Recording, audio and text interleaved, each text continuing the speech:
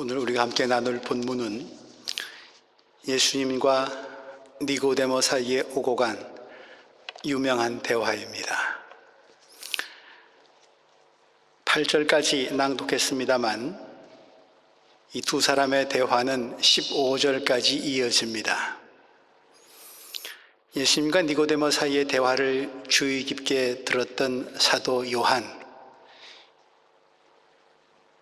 요한은 두 사람 사이의 대화가 끝난 바로 뒷절 16절에 이 대화의 주제를 한 문장으로 요약해 주고 있습니다.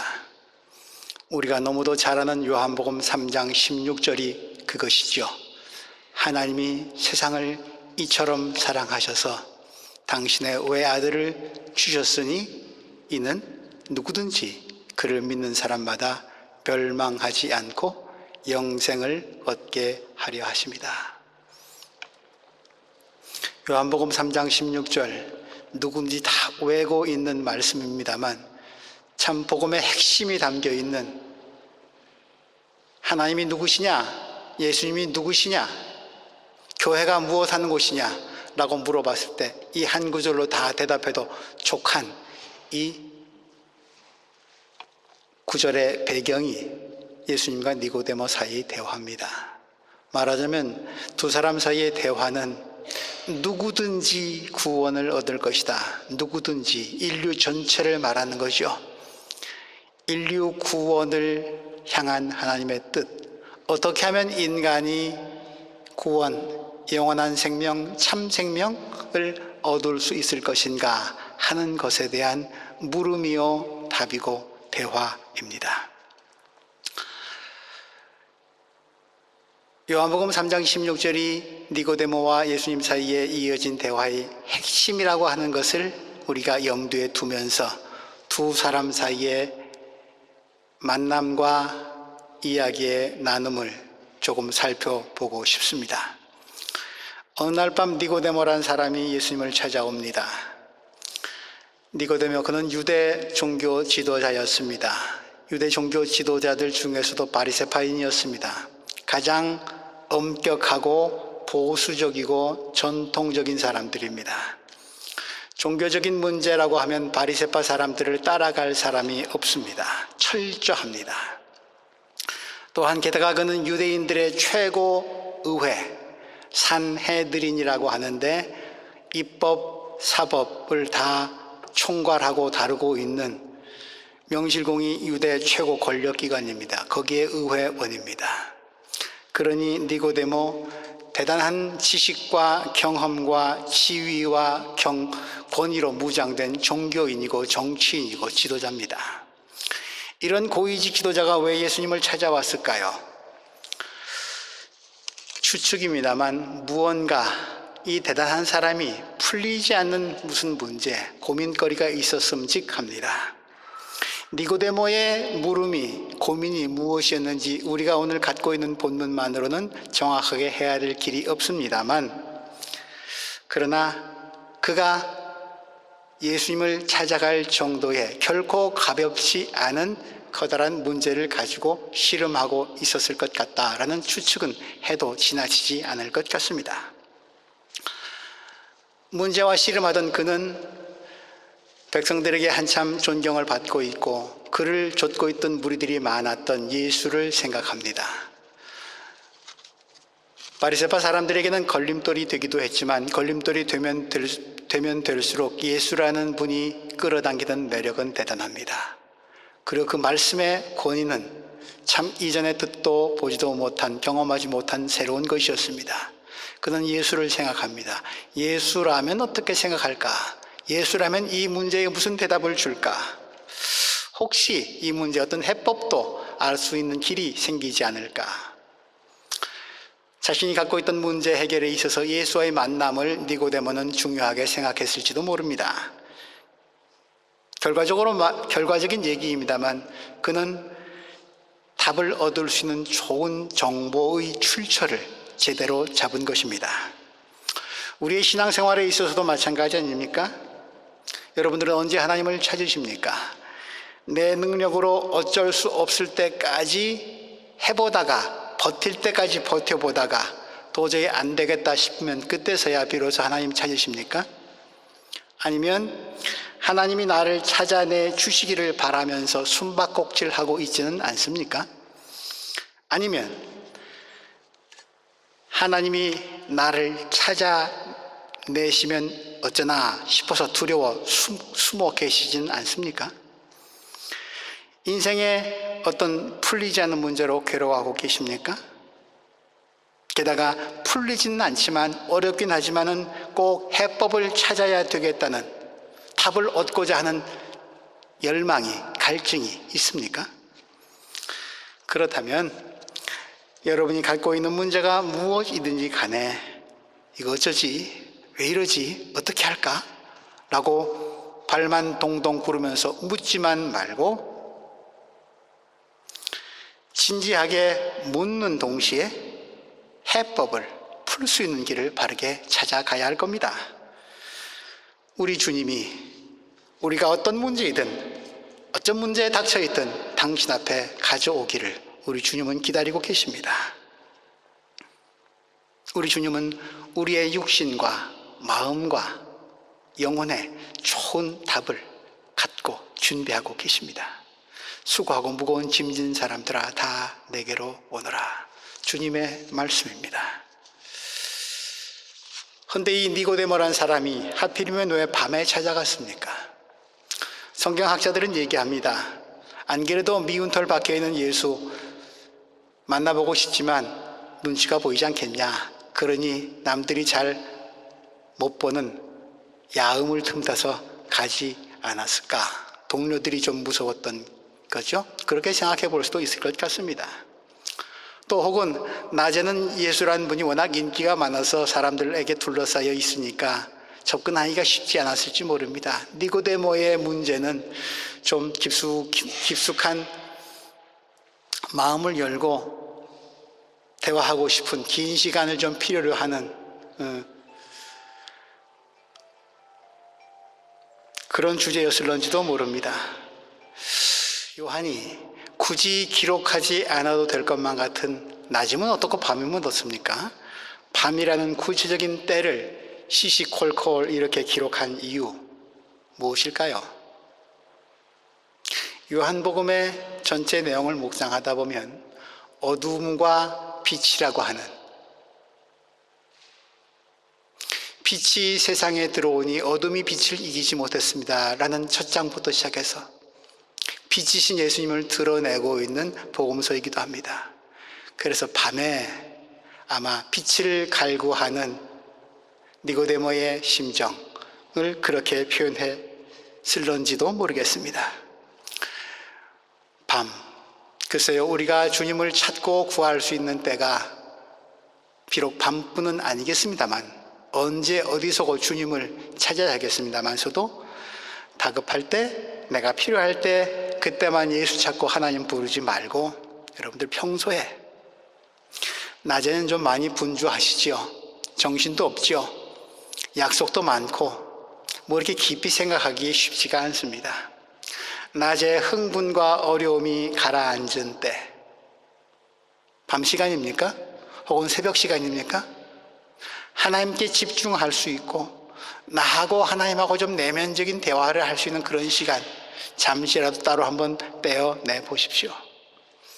침묵 가운데 하나님의 말씀을 묵상하기도 하고 기도하면서 하나님 찾으십시오. 예수를 한번 생각해 보십시오. 깊이 생각해 보십시오. 그런 경험들이, 그런 습관들이 우리 신앙생활 가운데 길들여져 간다면 아마 빛 가운데로 실족하지 않고 걸어갈 수 있는 좋은 해법을 찾을 수 있을 것이라 확신합니다. 주님은 말씀하십니다. 누구든지 다시 나지 않으면 하나님 나라를 볼 수 없다. 다시 난다. 다시 난다.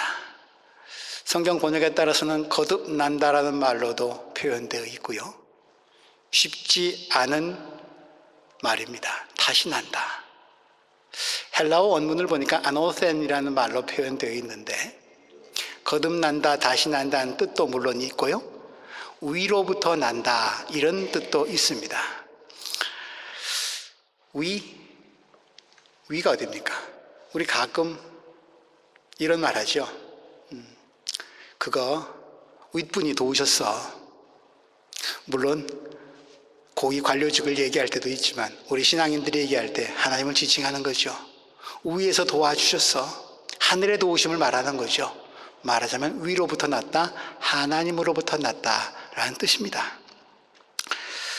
다시 태어나지 않으면, 예수님은 지금 두 가지 종류의 출생에 대해서 얘기하고 있습니다. 육적인 출생, 그리고 육적으로 설명되어지지 않는 소위 영적인 출생 말입니다. 먼저 육적인 출생에 대해서 생각해 보십시오. 세상에 태어나는 일, 이 중에 내가 생각하고 계획하고 뜻 세워서 태어나신 분 계시면 한번 손들어 보십시오. 누구도 태어나는 일은 내 힘으로 이루어지지 않습니다. 나는 나 자신을 잉태할 수도 없고 태어날 준비 또한 내 스스로 할 수 없습니다. 수정과 잉태의 순간부터 태어남의 순간까지 다 누군가, 남이, 다른 사람이 해 주어야 합니다. 나를 위해서 말입니다. 그러니 나의 태어남은, 나의 생일은 나를 드러내는 날이 아니라 내가 나를 있게끔 한 분들에게 감사해야 하는 날이죠.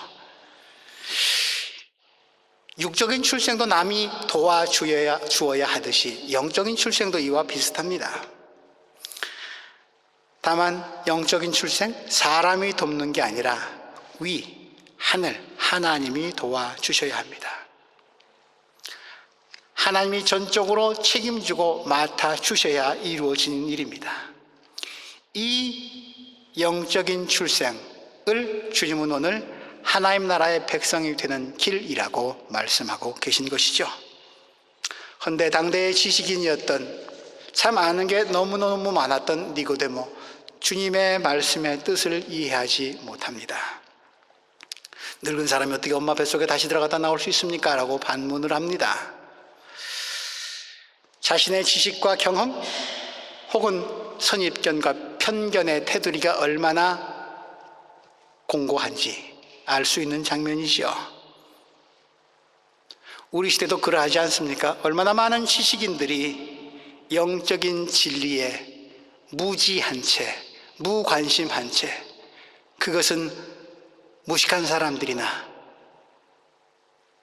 믿는 허황된 이야기라고 그렇게 간과해 버리면서 살아가고 있는지요.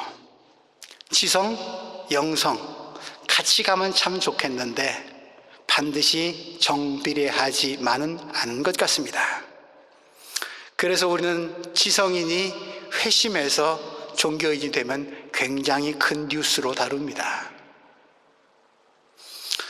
그런 지성을 갖지 못한 채 하나님의 뜻을 좇는 여러분들은 뉴스거리도 안 되는지도 모르겠습니다.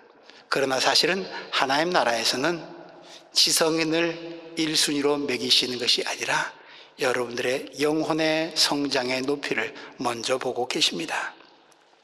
지식만으로는 신앙생활 할 수 없습니다. 결코. 나아가 바리새인처럼 지극히 종교적인 사람이라고 할지라도 하나님으로부터 태어나지 못한 사람일 수도 있습니다. 굉장히 거룩해 보이는데 출생지가 하늘이, 하나님이 아닌 사람이 많단 말이죠. 왜? 종교 이론에 밝은 것, 신학적 지식과 신심, 믿음은 다른 겁니다. 행동이 없는 믿음이 죽은 믿음이듯이 신앙, 그것은 행동이고 삶이지 교리나 이론이 아니기 때문입니다. 심지어 종교조차, 그것이 어떤 종교이든 종교조차 인간이 만들어낸 것이고 육의 세계에 속한 것입니다. 역사적으로 그리고 지금도 종교의 탈을 쓰고 행하는 거짓과 위선과 불의와 악은 또 얼마나 많습니까? 종교나 종교제도 혹은 성직자들이 이 땅에서는 대단해 보일는지 몰라도, 거룩해 보일는지 몰라도 하나님 보시기에는 다 벗고 버려야 할 껍질이고 부질없는 짓거리들인지도 모릅니다.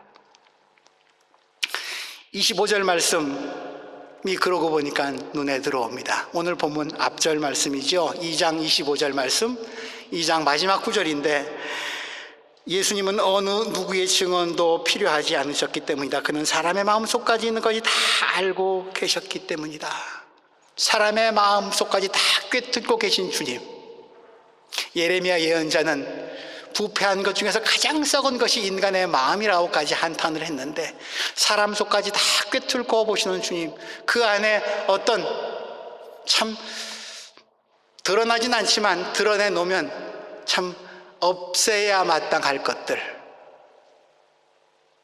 그런 것들이 가득 차 있는 사람의 예화 1호로 지금 니고데모가 등장하고 있습니다. 놀랄만한 사실입니다.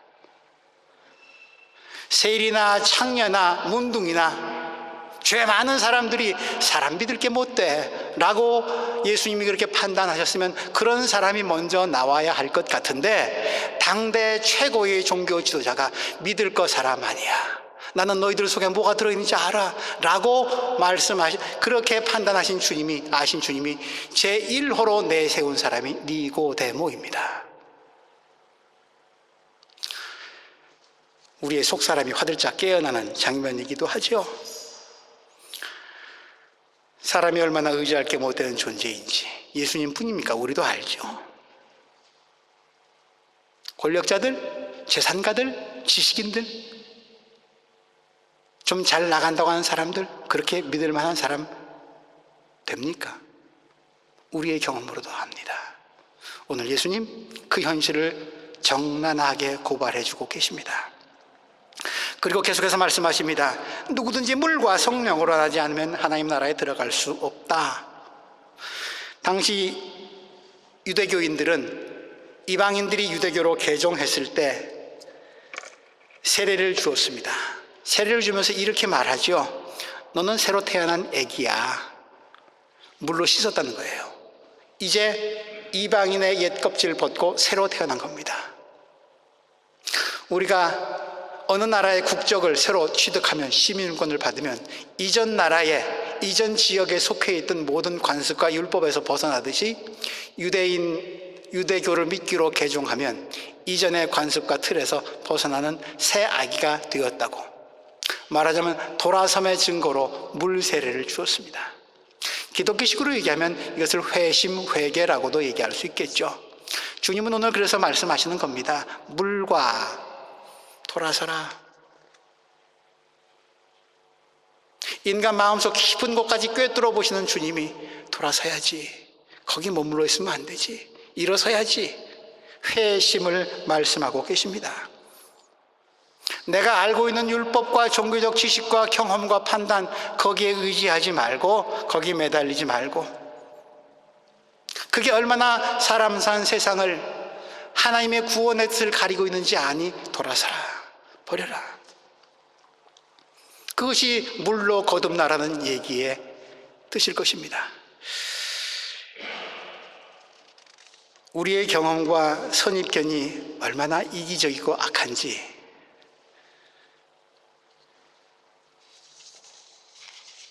어떤 책을 읽을 기회가 있었는데, 수잔 손택이라고 하는 사진작가입니다. 그녀는 이렇게 고백하고 있습니다. 사람을 죽이는 사형 틀에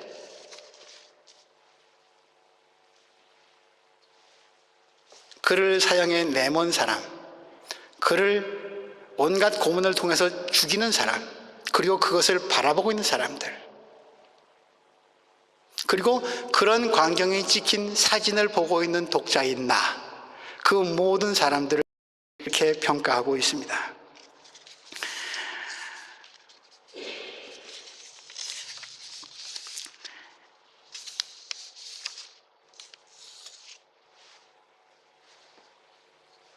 숭고하거나 장엄하며 그도 아니면 비극적인 형태로 아름다움을 담고 있으니 유혈낭자한 전투 장면도 아름다울 수 있다는 주장. 이것이 얼마나 엉터리인지 우리는 되물어야 한다. 사진첩을 보고 있는 나, 마음은 굉장히 아프고 쓰리고 마치 연민의 정이 많이 담겨 있는 것 같지만 남의 이야기라는 얘기입니다. 왜? 요즘은 전쟁도 사망 숫자로 크고 작음을 따집니다. 1차 세계대전이 더 아프십니까? 6.25 전쟁이 더 아프십니까? 얼마나 부질없는 물음입니까? 6.25 전쟁이 더 아픕니까? 세월호가 더 아픕니까? 얼마나 허무한 물음입니까? 사망자 숫자로 우리는 슬픔의 크기를 재고 있는 세상에 살고 있습니다. 그것이 내 새끼고 내 부모면 얘기는 달라지겠죠. 사진으로 고통에 참여하고 슬픔과 연민의 정을 가진다. 그것이 얼마나 가식인지, 그리고 얼마나 그것이 내 위선을 고발하고 있는지. 수잔 손택은 고통을 유발하는 현실에 대한 눈가림으로 타인의 고통을 이용하지 말라고 경고합니다. 여러분들 아이히만이라는 사람을 아실 겁니다. 유대인 600명 학살의 전범의 주인공이죠. 최종 책임자입니다. 한나 아렌트라는 사람이 예루살렘에서 아이히만을 재판한다는 소식을 듣고 찾아갑니다. 재판정에 들어서는 아이히만을 보고 한나 아렌트는 놀랍니다. 600만을 학살한 원흉인이 얼마나 독하게 생겼을까. 저는 초등학교 시절에 6.25가 되면 포스터를 그려야만 했는데 그때는 북한에 있는 사람들은 뿔 달린 도깨비인 줄 알았습니다. 실제로 그렇게 그렸습니다. 한나 아렌트도 아히만이 적어도 그렇게 생겼을 것이라고 보는 순간에 섬찟 놀랄 정도로 악과 증오에 가득 찬 모습일 거라고 생각했습니다. 그런데 웬걸 너무나도 평범한 이웃집 동네 아저씨였습니다. 그런데 그는 자신은 시키는 명령에 따랐을 뿐이라고, 아무런 타인의 고통에 동참은커녕 죄책감조차도 없는 태연한 모습을 보면서 한나 아렌트는 이렇게 얘기합니다. 악은 특별한 게 아니다. 평범하다. 우리가 습관적으로 따라가고 있는 관습들, 제도들, 문명들, 명령들, 혹 악의 명령일는지도 모릅니다. 우리는 자연스럽게 하지만 그것은 아히만이 명령을 받아서 난 명령대로 했을 뿐이에요, 당연히 그렇게 해야 할 일을 했을 뿐이라고 하는 그 사람의 고백처럼 우리도 당연히 해야 할 것을 하는 것일 뿐인데, 아니 그것이 엄청난 인류와 하나님 앞에 죄악을 짓고 있는 것일런지도 모릅니다. 한나 아렌트는 그래서 이렇게 얘기합니다. 우리 안에는 다 아이히만이 숨어 있다. 악의 평범성입니다. 얼마나 우리가 타인의 고통에 동참하는 척하면서 자기 연민을 가지면서 스스로를 미화하고 있는 이기적인 존재인지, 타인의 고통에 참여한다는 것이 얼마나 아픈 일인지, 얼마나 책임을 져야 하는 일인지, 우리 안에 있는 보편적인 악이 얼마나 뿌리 깊은 것인지 주님은 꿰뚫어 보십니다. 그리고 말씀하십니다. 성령으로 거듭나라. 그건 세례만 가지고 안 된다. 너 자신을 그 근본적인 악의 뿌리를 맡겨야 한다. 너를 처음 당신의 형상을 따라 지으신 그분의 영의 기운에 맡겨야 한다. 그분은 너가 원하면 불어오실 것이다. 바람처럼 오실 것이다. 어디서 오시는지 모르지만 너가 마음을 열면 오실 것이다. 너를 구속하고 있는 온갖 제도와 관습과 규율과 율법에서 벗어나라. 그것이 인간을 인간답게 하지 못하는 것이라는 생각이 들거들랑 바람처럼 자유로워져라. 그때 성령을 만날 것이다. 주님은 말씀하십니다. 바람은 불고 싶은 대로 분다. 너는 그 소리는 듣지만 어디에서 와서 어디로 가는지 모른다. 성령으로 태어난 사람은 다 이와 같다. 그렇게 물과 성령으로 새롭게 거듭나서 사람을, 세상을, 하나님을 다시 보고 다시 만나기를 원하시는 주님. 이후의 말씀, 좀 특별한 예화를 하나 들어주십니다. 오늘 우리가 읽지는 못했습니다만 15절까지의 말씀입니다. 주보 오른쪽 면에 나와 있는 거지요. 이스라엘 백성들이 광야에서 만났던 불뱀, 구리뱀 사건입니다. 저들은 광야를 행진하다가 너무 목마르고 배고파서 불평합니다. 그 불평이 반항으로 반역으로까지 이어집니다. 하나님이 불뱀을 보내십니다. 저들의 뿌리 깊은 악, 불평과 이기와 욕망의 실체를 드러내 보이신 그런 사건이죠. 불뱀에 물렸던 모든 사람들은 죽어갑니다. 하나님이 다시 모세를 통해서 말씀하십니다. 우리가 잘못했습니다. 우리를 고쳐주옵소서. 돌아서려는, 회개하려는 저들에게 모세를 통해 말씀하십니다. 구리뱀을 만들어 장대에 달아라. 구리뱀을 본 사람들은 살아났다는 얘기입니다. 안 그래도 뱀 때문에 괴로워 죽겠는데 뱀을 또 쳐다보라니요. 이건 불난데 부채질하는 것 아닙니까?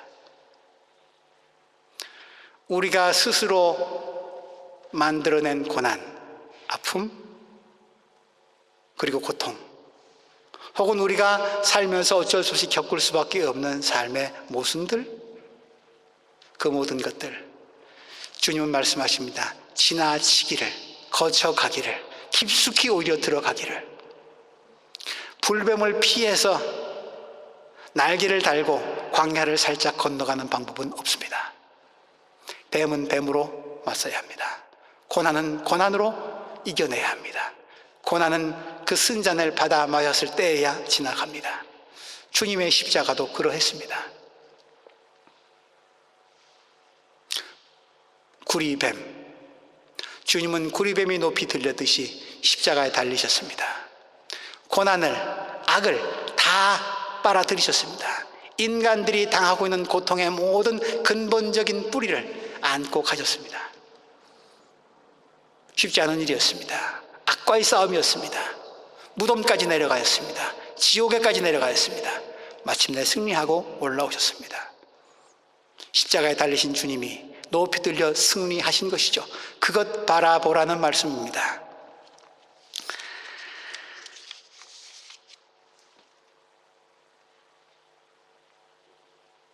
고난을 통해서 고난을 이겨낼 수 있는 길, 그것이 성령의 사람이 감당해야 될 몫일런지도 모르겠습니다.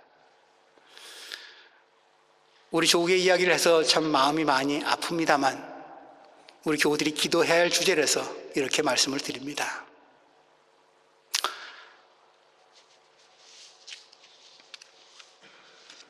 우리는 아픔당한 유족들이 밥도 먹지 못하고 금식하고 있는 옆에서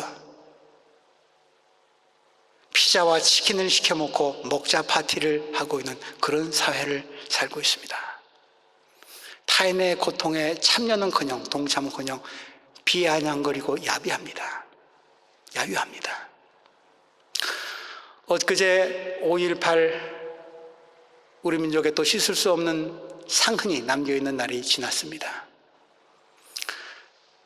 그 당시 불리웠던 어떤 노래가 재창은 해서는 안 되고 합창은 가능하다라고 그렇게 정부가 명령했답니다. 무슨 뜻입니까? 재창은 함께 부르는 거니까 그 아픈 역사에 동참은 하지 마라. 어떤 특정인이 합창하는 거, 노래 자랑하는 건 괜찮다.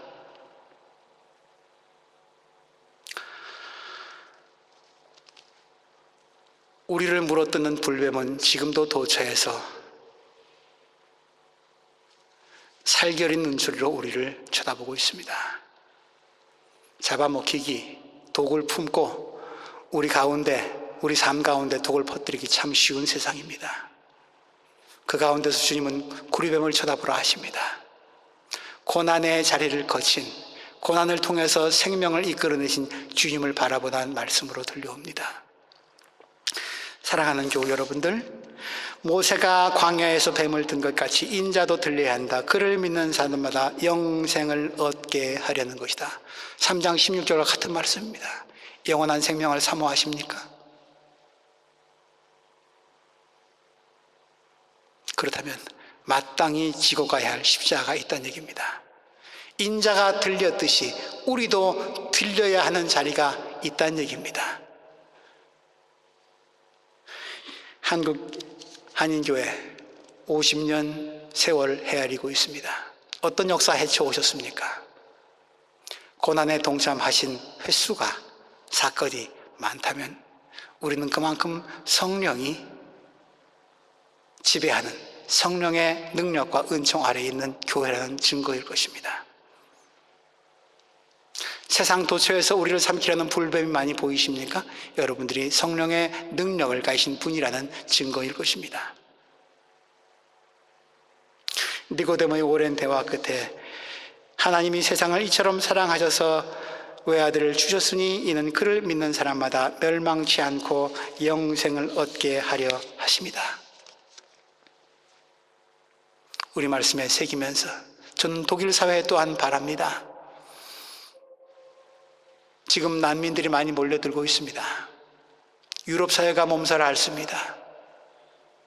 유럽 사회도 자기만 구원받지 않으려면 누구든지 다 하나님 믿는 사람이 구원받는 것이라고 한다면, 그것이 기독교 문명이 기초가 된 나라라면 이제는 1세계의 눈으로 3세계 쳐다보지 말라는, 너희의 경험을 극대화해서 제3세계 난민 문제 대하지 말라는 그런 경고일 수도 있습니다.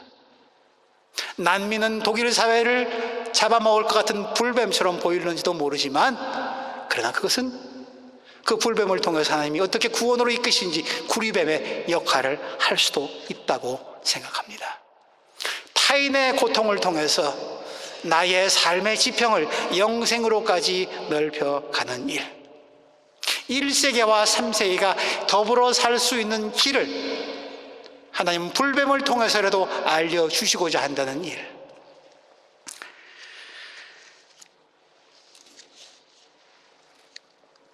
그 길을 주님은 걸어가셨습니다.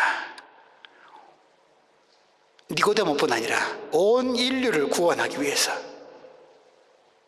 그리고 그 길에 종착역에 십자가가 있었고 그 길 너머에 부활이 있습니다. 그것 먼저 경험하신 주님이 우리를 부르십니다. 불뱀을 구리뱀으로, 이기와 증오를 사랑과 평화로 바꾸시고 이기신 주님이 우리를 부르십니다. 그리고 성령의 기운을 불어 넣어 주십니다. 이 기운 받아서 하나님이 사랑하시는, 극진히 사랑하신 세상에 나아가 예수님이 섬기신 사람들과 함께 섞여 살면서 그들에게도 성령의 자유의 바람을 불어 넣으시는 성령의 사람들 되시기를 주님의 이름으로 기원합니다. 하나님, 거듭나야 한다고 오늘 다시 말씀하시는데 우리 삶의 자리 정직하게 돌아봅니다. 불뱀이 득실거리는 세상, 하나님, 그 고난 한가운데서 신음하는 우리 이웃들의 목소리 듣게 하시고 고난당하신 주님의 모습도 보게 하여 주셔서 우리 몫의 십자가 바르게 감당케 하여 주시고 온 인류를 향한 하나님의 사랑이 우리 교회 공동체를 통해서, 그리스도인들을 통해서 전해질 수 있도록 복내려 주옵소서. 예수님 이름으로 기도합니다.